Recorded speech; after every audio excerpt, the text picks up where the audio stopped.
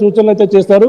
ఇది దేని వల్ల జరిగిందనేది కూడా పూర్తి విచారణ అయితే ఇప్పుడు నిర్ణయించి పాల వ్యాపారి ఎవరైతే ఉన్నారో కోరుకొండ ఆ పోలీసులు అయితే ఆ ఇంటికి వెళ్ళారు. ఆ ఇంట్లో ఉన్నటువంటి శాంపిల్స్ అన్ని కూడా సేకరించారు. శాంపిల్స్ సేకరించి ఆ పాలు మొత్తం అన్ని కూడా తీసుకుని దేని వల్ల వచ్చిందనే కోణంలో అయితే ప్రస్తుతం అయితే విచారణ అయితే కొనసాగుతుందని చెప్పాలి. నందు రైట్ ఎప్పటికప్పుడు అప్డేట్స్ అందిస్తుండండి ప్రకాష్ ఈ అంశానికి సంబంధించి. Thanks for the details. So ఇప్పటికే హాస్పిటల్లో ఉన్న వాళ్ళ కండిషన్ కూడా సీరియస్గా ఉన్నట్లుగా తెలుస్తోంది. అలాగే 2 ప్రాణాలు కోల్పోయారు. మరోవైపు ఆ మిల్క్ శాంపిల్స్ని తీసుకువెళ్లారు, వ్యాపారిని అదుపులోకి తీసుకున్నారు.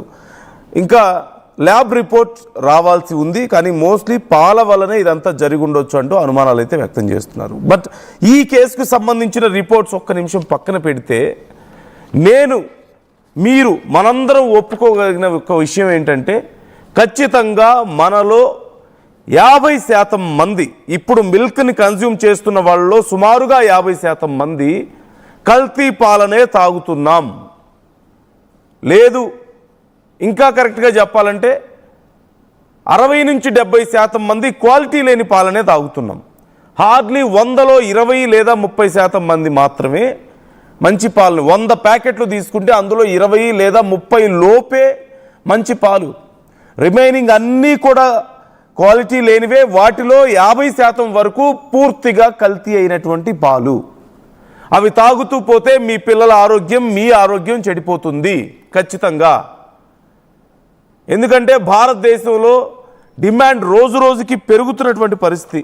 Milk demand around 3.8%, 3.78% yearly rise కనిపిస్తుంది మిల్క్ డిమాండ్లో భారతదేశంలో.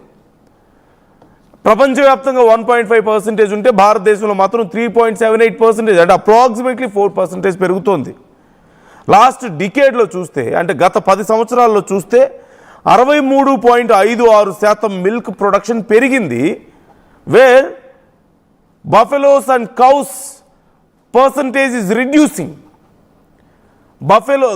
గేదెలు ఆవుల సంఖ్య తగ్గుతున్న సమయంలో ఒక 10 ఏళ్ల క్రితం వరకు ఉన్నటువంటి గేదెలు ఆవుల సంఖ్యతో పోలిస్తే ఇప్పుడు సంఖ్య చాలా తక్కువగా ఉంది. కానీ మిల్క్ ప్రొడక్షన్ మాత్రం 63.56% పెరిగిందా? How is this possible? ఒకసారి మీరు ఆలోచించండి.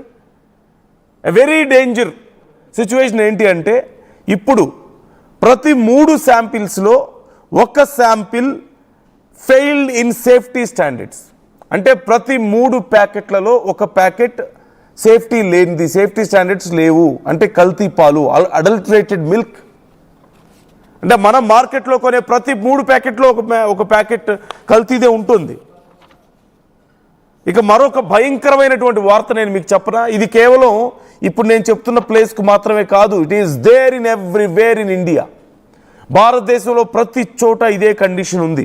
ఏంటంటే FSSAI, food safety and standards authority of India, రీసెంట్గా ఫిబ్రవరి 8న ఒక న్యూస్ని కన్ఫర్మ్ చేసింది.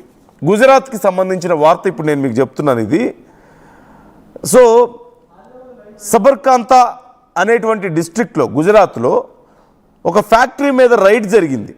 అక్కడ సింథటిక్ మిల్క్ తయారు చేస్తున్నారట. గత 5 సంవత్సరాలుగా వాళ్ళు సింథటిక్ మిల్క్ తయారు చేస్తున్నారు.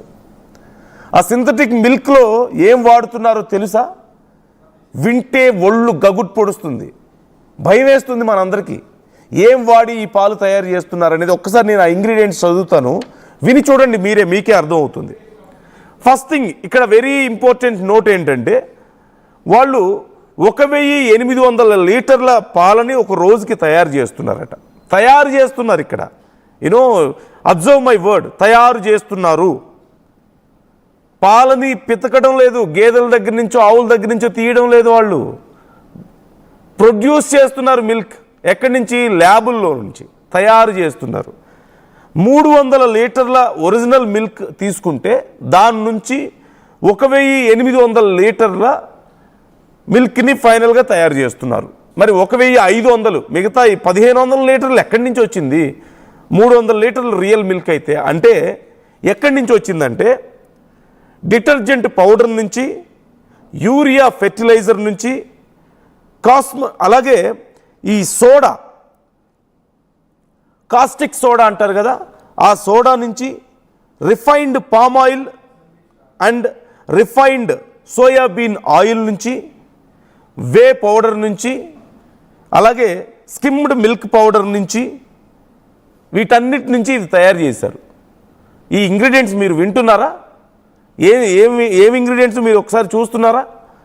డిటర్జెంట్ పౌడర్ అంట. డిటర్జెంట్ పౌడర్ అంటే ఏంటి? మన బట్టలు ఉతుక్కునే detergent powder.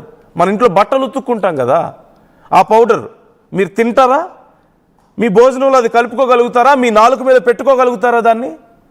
They are producing milk out of this. And urea fertiliser, పొలాల్లో యూరియా చల్లుతాం కదా, ఆ ఫెర్టిలైజర్ వాడుతున్నారు. పొలాల్లో చల్లే యూరియా కెమికల్ డైరెక్ట్గా. అలాగే caustic soda, refined palm oil. Refined palm ఆయిల్ని మనం ఇంట్లో వంట నూనెల్లో కొంతమంది వాడుతున్నారు పామ్ ఆయిల్ని. అదే చాలా డేంజర్, హార్ట్ బ్లాక్స్ వస్తాయని చెప్తుంటే ఈ మిగతా డిటర్జెంట్లు, మిగతా కెమికల్స్తో పాటు దీన్ని కూడా కలుపుతున్నారట దాంట్లో. Refined palm oil and refined soybean oil అంట. అలాగే వే పౌడర్ అంట, స్కిమ్డ్ మిల్క్ పౌడర్ అంట. వీటితో తయారు చేస్తున్నారు. అంటే 1800 లీటర్లు, 1800 లీటర్లలో 300 లీటర్లు రియల్ మిల్క్ అయితే మిగతా 1500 లీటర్లు వీటితో తయారు చేశారు. And you are consuming directly to your babies, to your father, to your mother and you also. మీరు వీటిని తాగుతున్నారు. జస్ట్ ఇమాజిన్, మీ ఇంట్లో మీరే పామ్ ఆయిల్ని, డిటర్జెంట్ పౌడర్ని, యూరియా ఫెర్టిలైజర్ని, కాస్టిక్ సోడాని, వే పౌడర్ని, స్కిమ్డ్ మిల్క్ పౌడర్ని అన్నిటినీ కలిపి ఒక బాటిల్లో వేసి బాగా మిక్స్ చేసి మీరు తాగుతారా? మీ పిల్లలకి తాపిస్తారా? మీ ఇంట్లో మీ తల్లికో మీ తండ్రికో తాపిస్తారా? But you are consuming that. మీకు తెలిసి తెలియక మీరు కొంటున్నటువంటి పాలలో మీరు తాగుతుంది అదే. అండ్ ఇది ఎక్కడ బయటపడింది? గుజరాత్లో బయటపడింది. ఇది కేవలం గుజరాత్కే పరిమితమా? కాదు. ఆంధ్రప్రదేశ్లో అయినా, తెలంగాణలో అయినా, భారతదేశ వ్యాప్తంగా ప్రతి చోట ఇదే. In every 3 samples 1 sample is failed. 1 sample is failed safety standards విషయంలో. నో, కొన్ని కేసెస్లో ప్రతి 3 శాంపిల్స్లో 2 శాంపిల్స్ ఫెయిల్ అవుతున్నాయి. Do you know that? మీకు తెలిసే తాగుతున్నారా మీరు తాగుతున్న పాలని?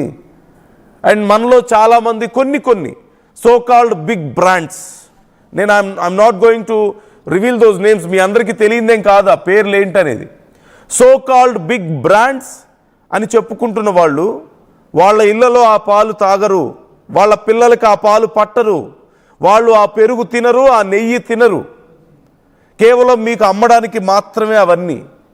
వాళ్ళ ఇళ్లలో ఏం తింటారు? వాళ్ళ ఇళ్లలో ఏం తాగుతారు? వాళ్ళ ఇళ్లలో గేదెలను, వాళ్ళ ఫామ్ హౌస్లో గేదెలను పెంచుకుంటారు, ఆవులను పెంచుకుంటారు, అవి మాత్రమే తాగుతారు. కేవలం అవి మీకు మాత్రమే స్పెషల్గా. సో అర్థం చేసుకోండి. అండ్ ఈ మధ్య తిరుమల లడ్డు విషయం కూడా మనం వింటున్నాం కదా. సరే, ఆ జంతు కొవ్వులు ఉన్నాయా లేదా అనేది ఒక ల్యాబ్ రిపోర్ట్ వచ్చింది. అది పక్కన పెడితే ఆ తర్వాత 2 పార్టీలు ఆ డైరీ ఇవన్నీ కెమికల్స్ అని చెప్పేసి గొడవ పడుతున్నాయి. ఒకరేమో ఇదిగో ఇవి సరే దాంట్లో కొవ్వు లేకపోయినా సరే కెమికల్స్ ఉన్నాయని చెప్పి అంటుంటే, లేదు మీ అధికారంలో ఉన్నప్పటి నుంచే, గతంలో అప్పటి నుంచి ఈ కెమికల్స్ ఉన్నాయి, ఆ డైరీలు అప్పటి నుంచి వచ్చాయని చెప్పేసి గొడవ పడుతున్నారు. I'm not trying to dig deep in to that. కాకపోతే రియాలిటీ అర్థం చేసుకోండి, పరిస్థితి ఏంటి అనేది ఒకసారి